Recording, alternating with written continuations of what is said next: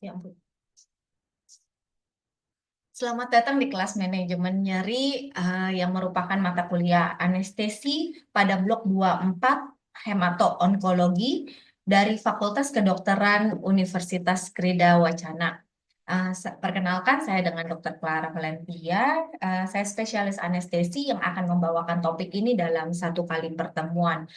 Mata kuliah ini akan membahas definisi, klasifikasi, patofisiologi, penilaian, dan penata laksanaan nyeri, khususnya itu pada kasus nyeri akut sesuai dengan standar kompetensi dokter Indonesia.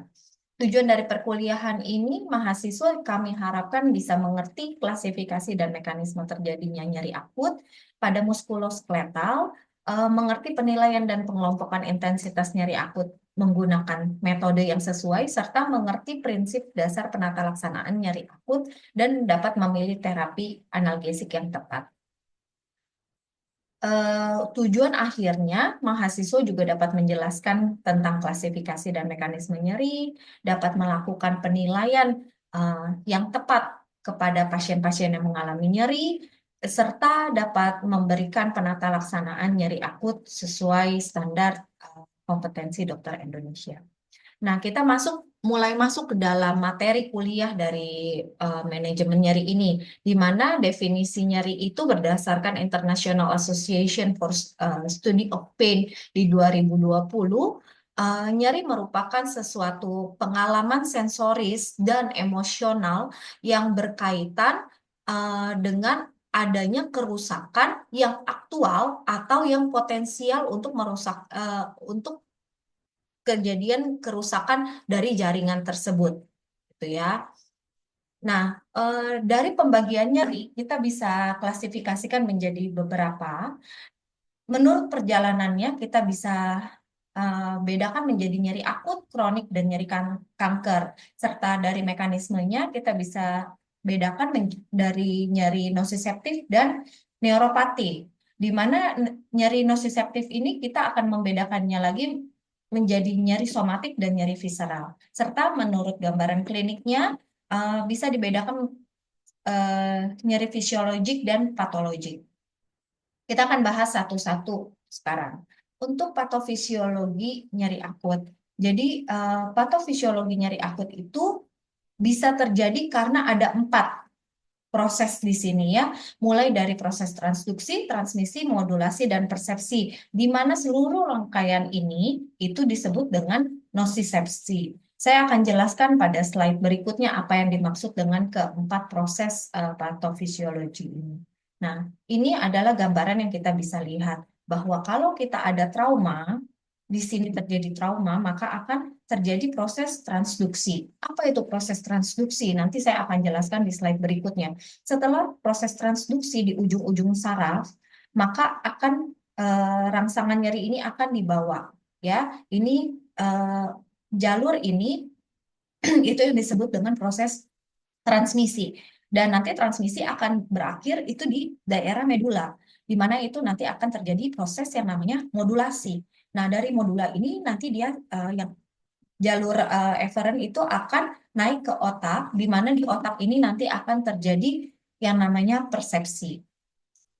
Oke, kita masuk satu-satu. Apa itu yang disebut dengan transduksi? Transduksi adalah proses di mana suatu rangsangan nyeri atau noxious stimuli itu akan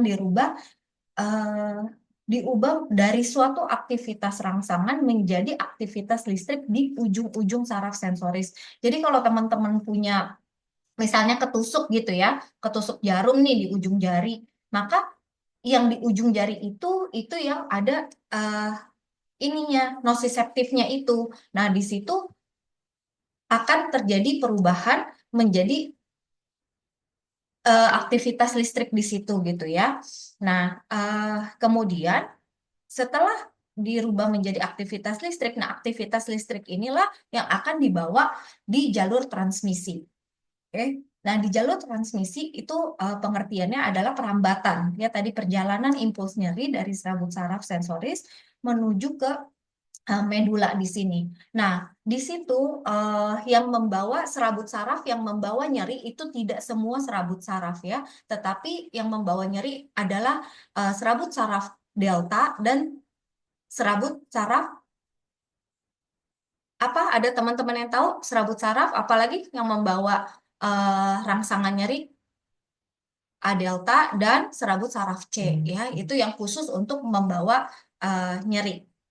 Oke, nah di mana nanti di medula akan terjadi proses yang disebut dengan proses modulasi. Apa itu proses modulasi? Proses modulasi itu adalah proses interaksi antara sistem analgesik endogen, di mana endogen opioid yang termasuknya adalah serotonergic dan noradrenergic dengan impuls nyeri yang masuk di kornea posterior.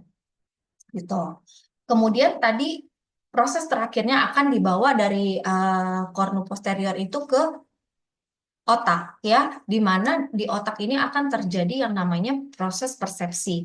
Dia adalah hasil akhir dari proses interaksi yang kompleks yang dimulai dari transduksi, transmisi dan modulasi dan menghasilkan persepsi. Nah, persepsi ini sifatnya sangat subjektif. Kenapa sangat subjektif? Nah, ini karena dia itu dipengaruhi dari latar belakang pendidikannya si pasien tersebut, dari budayanya, emosionalnya.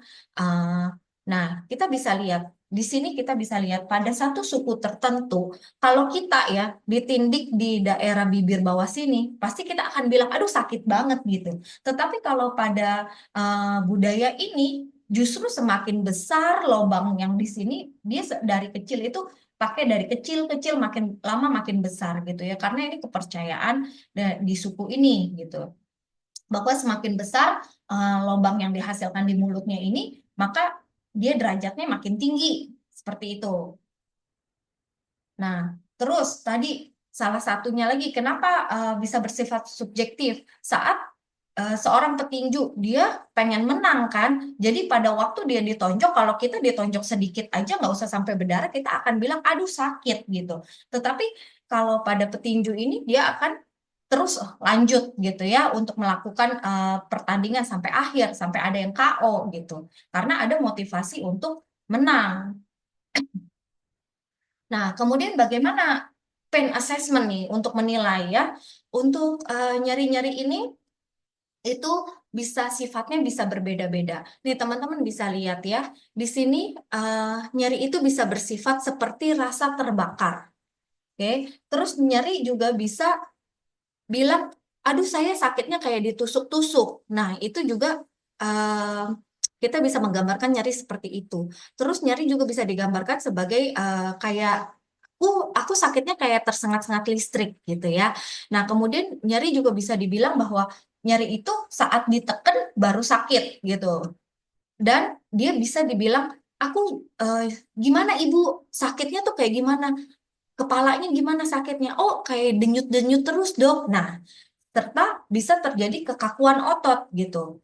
Nah, sebenarnya dari pain assessment ini kadang-kadang teman-teman bisa menjadi satu clue ya untuk teman-teman tahu ini nyerinya itu tadi kan kita bilang bahwa ada yang nyeri bersifat nociceptif atau neuropatik ya gitu. Nah, dari jenis nyerinya ini sebenarnya teman-teman bisa sudah dapat clue yang mana yang menurut teman-teman nyerinya itu, sifat-sifat nyerinya itu adalah sifat nyeri yang neuropatik, yang mana yang menurut teman-teman yang bersifat nociceptif. Kira-kira dari 6 ini nih, ini saya udah kelompokin nih tiga-tiga nih supaya teman-teman gampang. Nah, teman-teman ngerasa yang mana yang nociceptif sifatnya? Yang mana yang untuk neuropatik? Ada yang bisa bantu jawab? Yang kiri neuropatik. Nah, benar. Ya, Kelvi betul ya gitu. Untuk yang kiri nih, kalau teman-teman ada keluhan dari pasiennya bahwa, aduh sakitnya kayak terbakar, terus dia kayak tusuk-tusuk, kayak tersengat listrik, itu adalah yang neuropatik gitu ya. Tapi kalau yang nociceptif adalah yang di sini, seperti nyeri tekan, dia berdenyut sama dia kekakuan otot gitu. Nah, tadi kita ada sebut tentang nyeri neuropatik. Nah, nanti neuropatik ini dia akan berhubungannya dengan sini. Ini gambaran apa sih? Ini adalah gambaran dari dermatom tubuh ya, di mana kadang-kadang pada yang neuropatik terutama yang nantinya udah menjadi kronik ya, itu dia akan menjalar. Misalnya sakitnya sebenarnya adalah eh, di daerah sini misalnya ya, daerah bahu sini, tapi ternyata dia kenanya adalah di sarafnya. Nah, nanti misalnya nih, kita lihat ya gambaran di sini. Misalnya nih kamu sakitnya di daerah bahu sini ada di C5 misalnya. Nah, persarafan yang dipersarafi C5 itu dia bisa menjalar semua gitu. Itu hubungannya untuk yang neuropatik ya nanti. Nah, sekarang gimana sih cara kita menilai nyeri? Penilaian nyeri itu ada banyak metode. Yang common, yang paling sering nih kita gunakan adalah penilaian nyeri secara uh, fast, yaitu visual analog scale, atau yang disebut dengan NRS. Ya, ini adalah paling simpel. Kenapa? Karena kita bisa tanya, oh kalau NRS nih kita tanya sama pasiennya, ibu nol nggak sakit sama sekali, 10 tuh ibu nggak ketahan sampai guling-gulingan, 5 tuh ya tahan tapi sakit gitu. Ibu kira-kira dari 0 sampai 10 di skala mana gitu ya, itu adalah yang NRS. Sedangkan kalau yang fast itu sifatnya lebih subjektif lagi. Kenapa? Karena kita cuma berdasarkan mimik muka dari si pasien ini. Oke, nah di mana kalau kita sebut fast atau NRS 1 sampai 3 itu kita sebut dengan yang nyeri ringan. Fast 4 sampai 6 adalah nyeri sedang, di mana fast 7 sampai 10 adalah yang kita sebut severe pain gitu ya. Nah, terus gimana kalau pasien-pasien yang lagi nggak sadar nih di ICU? Nah, itu kita gunakan dengan menggunakan ini ya, BPS ini. Yang dinilai ini ekspresinya, upper limb movement, sama compliance eh, dengan mechanical ventilator gitu. Nah, oke. Nah, sekarang kalau pada anak-anak gimana? Anak-anak kadang-kadang eh kalau yang lebih dari 3 tahun dia udah lebih kooperatif ya, maka kita bisa pakai Wong-Baker Phases ini ya, di mana di sini ada penilaiannya. Tapi kalau pada anak-anak kurang dari 3 tahun, misalnya anak neonate gitu, anak umur 8 bulan, lah dia mau sakit, dia nangis, dia mau haus, dia nangis, dia mau lapar, dia nangis. Gimana tuh kita tahunya? Nah, kita akan lihat dari sini ya. Kita sebut dengan flag pen scale, di mana tadi sama penilaiannya 1 sampai 3 adalah nyeri ringan, 4 dan sampai 6 adalah nyeri sedang, dan 7 sampai 10 adalah nyeri berat. Itu sama ya. Oke. Nah, ini pada yang neonate yang sampai 28 hari, ini ada lagi yang disebut dengan NIPS. Jadi, teman-teman untuk menilai nyeri ini bisa disesuaikan dengan tools yang sudah ada gitu. Ya. Nah, sekarang kapan sih kita harus asesmen ulang nyeri gitu? Ya tentunya pada waktu setelah kita memberikan obat, ya kan? Nah, nanti saya akan jelaskan berikutnya tentang obat-obat tentang nyeri ini. Nah, tapi kapan kita bisa melakukan asesmen? Kita jangan cepet-cepet, kadang-kadang ada tadi karena dia bersifat subjektif ya, jangan cepet-cepet, oh dia bilang sakit, kamu langsung kasih, oh ya langsung aja nih dikasihnya fentanyl, opioid gitu ya. Jangan gitu, tapi kita harus lihat dulu, mengamati tadi melalui tools yang sudah ada. Kemudian setelah kita berikan obat yang paling dasar, misalnya, oh nanti kita akan lihat lagi setelah 15 menit kemudian. Atau nih, ada setiap 3 jam kalau skor awalnya itu di 4 sampai 6. Nah, kalau dia lebih perbaikan, oh udah skornya udah di 1 sampai 3, maka mungkin teman-teman bisa evaluasi ini setelah 12 sampai 24 jam gitu. Dan kapan analgetik itu dihentikan kalau dia udah ngerasa udah nggak sakit gitu. Ya. Nah, ini kita masuk lagi, ini definisi dari nyeri akut. Dia adalah respon fisiologi normal yang diramalkan terhadap rangsangan itu kimiawi, suhu, atau mekanik. Ya, dia bisa karena pembedahan, trauma, atau penyakit-penyakit akut. Dia itu terjadi karena adanya kerusakan jaringan.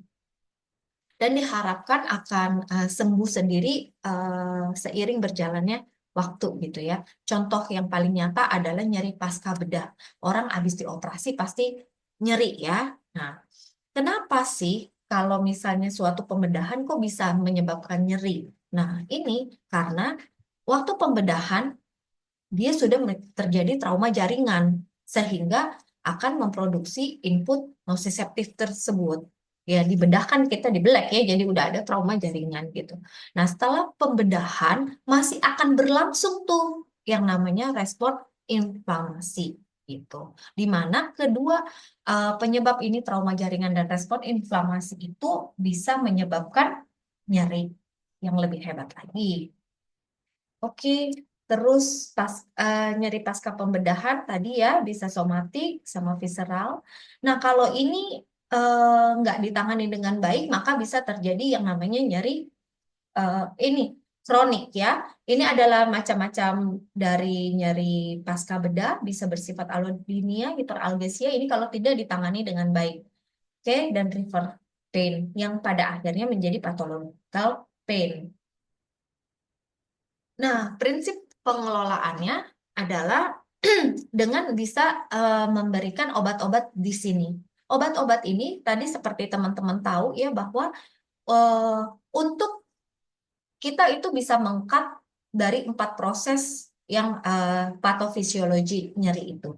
Di mana untuk lokal anestesi dan obat-obat NSAID itu akan mengkat di bagian proses transduksi ya. Sedangkan untuk kayak eh, lokal anestetik ini akan mengkatnya di bagian proses transmisi. Sedangkan kalau misalnya obat-obat opioid ini dia akan mengkatnya di proses yang tadi modulasi. Oke, ini tadi nyeri kronik saya nggak akan bahas banyak di sini. Nyeri kronik adalah nyeri yang sudah lebih dari 3 bulan, ya. Itu sudah masuk ke nyeri kronik karena kita akan bahas di waktu yang berbeda. Sekarang bagaimana strategi penanganan nyeri? Nah, berdasarkan 3-step ladder WHO, maka ada 3 tahapan, ya, di mana tahap 1 kita dapat memberikan obat-obat yang non opioid. Misalnya ini obat-obat apa sih? Dia tuh obat-obat NSAID nih yang paling rendah nih di 1 gitu. NSAID, paracetamol gitu ya. Sedangkan kalau misalnya di tahap 2 tuh apa sih nyeri yang sedang tadi ya, yang dia fase-nya di 4 sampai 6. Itu kita sudah mulai memberikan opioid ringan. Opioid ringan contohnya apa? Seperti tramadol, teman-teman.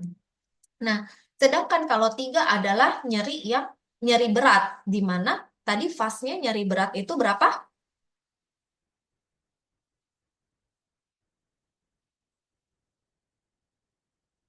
Nyeri berat itu 7 sampai 10. benar 7 sampai 10 ya. Dari 7 sampai 10 itu teman-teman itu bisa langsung memberikan yang ketiga ini yaitu dengan opioid yang kuat gitu. Nah, contoh opioid kuat yang paling sering digunakan itu adalah fentanyl ya karena fentanyl itu cepet banget kerjanya. Oke, nah ini tadi kan kita ada bilang ya non opioid yang sering kita gunakan. Ini ada NSAID, termasuk paracetamol juga di dalamnya, tapi bukan NSAID, tapi dia ada poin di sini adalah paracetamol. Kemudian tadi ini yang termasuk weak opioid, tramadol, kodein. Yang for severe pain kita bisa menggunakan yang apa opioid kuat ya seperti ini. Nah, di situ ada tulisannya ajuvan. Ajuvan beberapa yang bisa kita gunakan adalah seperti berikut ya. Yang banyak kita gunakan contohnya dexamethasone. Kenapa dexamethasone? Tadi dexamethasone kita bisa gunakan untuk pencegahan antiinflamasinya ya teman-teman ya.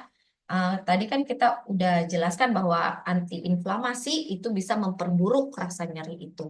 Oke, kita masuk ke take home message di mana pain is always personal experience that influenced to varying degrees by biological, physiological, and social factor. Pain and nociceptive are different phenomena. Dia through their life experience, individual learns to concept of pain, and a person report of an experienced pain should be respected. Although pain usually serve an adaptive role, may have adverse effect on function and social and psychological well-being. Terima kasih buat perhatiannya teman-teman hari ini. Kiranya teman-teman ada yang mau bertanya atau enggak nih?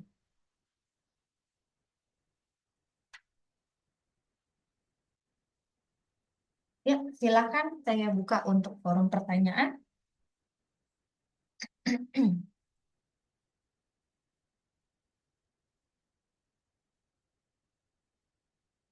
Bingung nggak Izin teman-teman? bertanya, Dok. Oh iya, silakan dokter. Izin bertanya, Dokter Clara, terkait dengan tadi, dokter menjelaskan tentang macam-macam klinis nyeri itu ada tiga, ada ringan, sedang, sama berat. Nah, itu contohnya di pasien kayak gimana ya, Dok? Maksudnya biar kita lebih ini juga, kalau contohnya nyeri ringan gimana, sedang gimana, berat gimana klinisnya di pasien. Terima kasih. Oh ya, baik. Terima kasih untuk Kamel ya. Ini pertanyaan yang bagus dan dia memang akan terjadi di dalam keseharian kalian nanti waktu kalian praktek gitu ya. Gimana kalau tadi yang nyeri ringan? Contoh nih teman-teman, kita sakit kepala ya, sakit kepala karena kita misalnya habis kepanasan nih, terlalu terik di luar, kepanasan banget, biasanya kita sakit kepala. Nah, itu mungkin yang nyeri ringan. Tetapi nyeri sedang, contohnya pada waktu teman-teman, apalagi yang perempuan, lagi dismenore, ya kan, kita lagi bulanan, lagi datang tamu nih, gitu, tiap bulannya. Nah, itu mungkin masuk ke nyeri sedang ya. Tapi ada juga, jangan salah, disminore aja nih kita contohnya. Disminore ada juga loh yang sampai pasiennya itu nggak bisa bangun sama sekali gitu. Nah, pada waktu dia nggak bisa bangun sama sekali, terus dia sampai nangis-nangis gitu, itu sudah masuknya ke nyeri yang berat gitu ya. Nah, terus kalau kayak contoh yang tadi saya bilang, pasca operasi jelas nyerinya adalah nyeri berat gitu. Seperti itu, apakah menjawab atau masih bingung? Menjawab, Dok. Terima kasih banyak, Dok. Ya, terima kasih Kamel atas pertanyaannya. Ya, ada lagi yang masih belum jelas atau masih mau bertanya?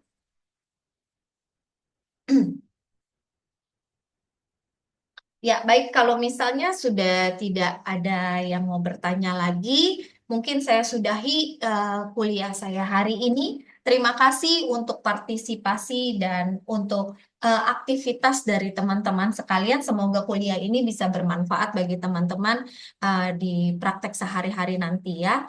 Eh, Terima kasih sekali lagi. Selamat siang. Terima kasih, Dok.